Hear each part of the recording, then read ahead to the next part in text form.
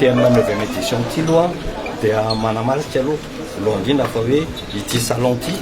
dia salon mbola hitohy ary mbola aritra mandritra ny taona maromaro. Zegny ny zavatra dehibe satria rehefa manao salon ohatr'izao nareo rehefa miorganize ohatr'izao dia le 5 taona voalohany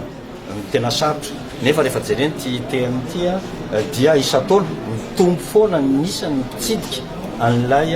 salon ary mitombo foana ny isan'ireo exposant amin'ny ilay salon. Dia eo ihany koa zany mitombo foana ny isan'ny activité sy ny intérêt atongavana ao aminay le salon satria amin'ity 9e édition ity zany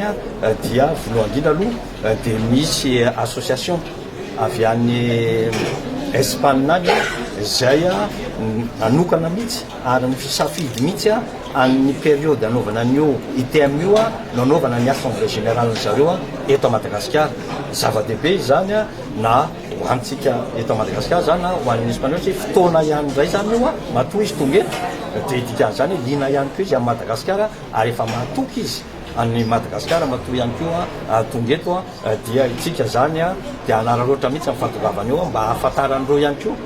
hoe inona marina zany Madagascar zany rehetrarehetra zany dia ozy hoe marika tsy azo atao mbanjavatra manaprofo fa i Madagascar dia manomboka zany destination mi intéressé an'ireo mpandrary rehetra avy any ivelany.